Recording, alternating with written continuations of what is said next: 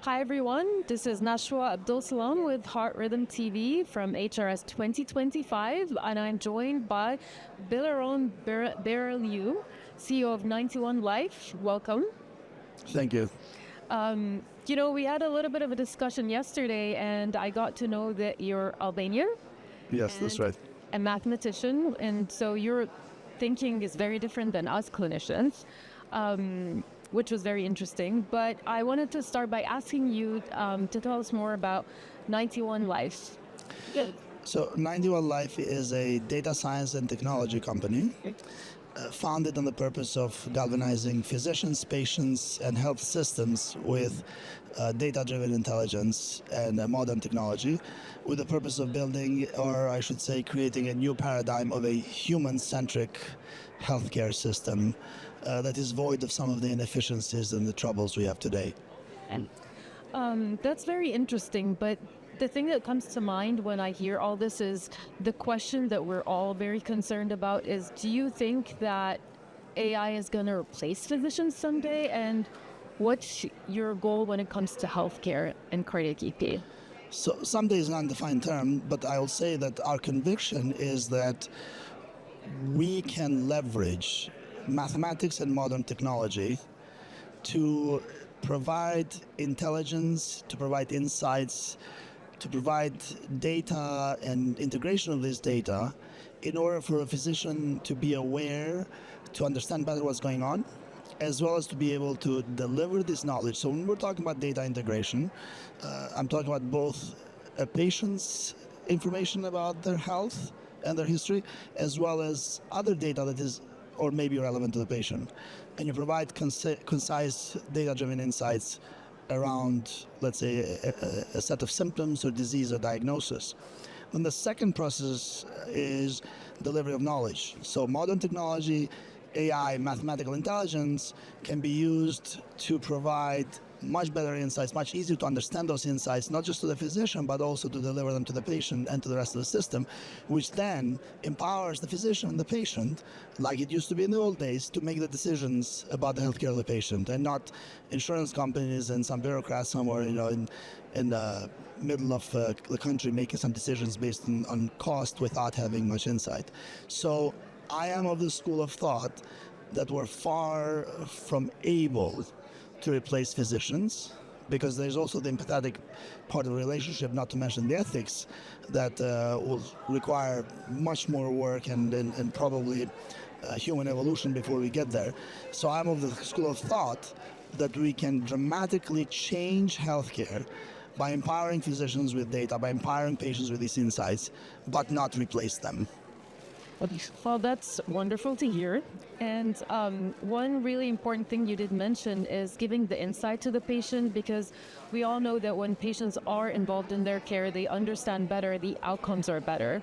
And as the discussion that was done yesterday about cardiac, remote monitoring and the overflow of data that we have. And I think AI will really help us kind of like filter what's important and what's not, because so much data means no data at all.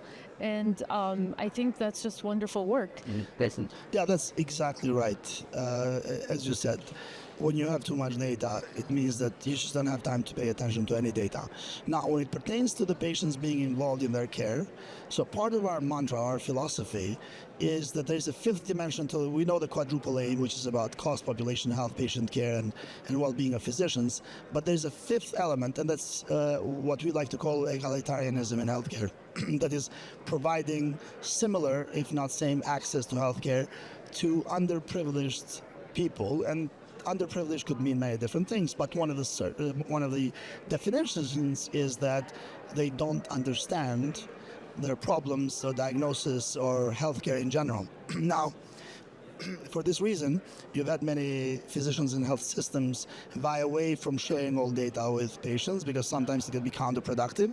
But like it or not, we are now at an age where patients are equipped with many tools. Where used to be WebMD, now you have something like OpenAI or Claude or other AI services where they can search everything that's in a report. They can simply load an X-ray or a MRI or a radiology report or a diagnosis and discuss what's going on. So I think we need to think about the healthcare where the physician is comfortable sharing this information without overburdening the system, and the physician is able to review a tsunami of data because they have tools that they trust, explainable tools, which are called AI by many, but in my concept, we're talking about augmented intelligence rather than artificial intelligence. But this is, I think, the crux of the matter. This is what is going to bring about this fifth dimension of healthcare, which is egalitarianism, where you can provide access to a much larger audience without the physician burnout and the physician overload that we see today, and not to mention especially in cardiology and electrophysiology. One question that comes to my mind, though, is how do we make sure that the data is validated and that there is accuracy of what we're seeing? Do you have any input on that?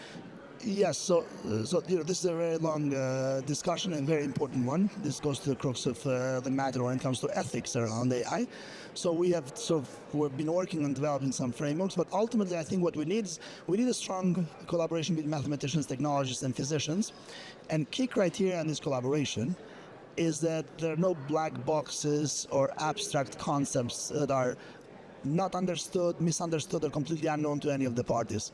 It does not mean that we necessarily will know the guts and bolts of every AI system or every mathematical model, but it means that physicians have to be very comfortable about the methods, what's going on, and they have to be able to test, they have to be able to try, they have to be able to do typical sort of standard measures of non-inferiority and safety and so on and so forth.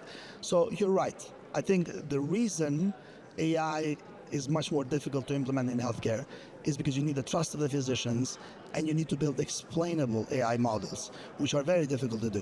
You don't have to do that in retail or finance, because if you lose money sometimes, you make money sometimes. So long as you have a positive outcome net, you're fine. There is no net positive outcome in healthcare. Every patient costs the same, and you can't just be good 80% of the time. Right, at least we aim for something like 99% sensitivity, for example, when we're looking for diagnosing a disease or understanding a condition. Well, I completely agree, and I think our understanding and involvement is really important, which is something that's a lot of times missing. And as you mentioned, because how do we understand it in a simple way that physicians can understand it? Thank you for this wonderful conversation. Oh, absolutely. And I'm not worried about physicians understanding. Physicians are some of the smartest, highest IQ, hardest working people. And a place like this, a conference like this, is going to bring together the type of people across the disciplines. We need a multidisciplinary approach, and not just a multidisciplinary within medicine, multidisciplinary across industries now. That's why I say technology, mathematicians, and doctors. But we also need to involve other people that create sort of the gamut of the healthcare system. And I think we're in a good path, but it's a slow path, and I understand what's a slow path. But I think once the dam breaks, once we start building some of the foundation models and earn the trust of the physicians, then you can have an accelerated growth towards a significant impact and changing healthcare from what's 200 years of allopathic care to a highly personalized patient care or precision medicine with a much more egalitarian basis, not just in the US, but across the globe. So thank you. Thank you very much. Absolutely. And to all our viewers, stay tuned for more HRX 2025 coverage.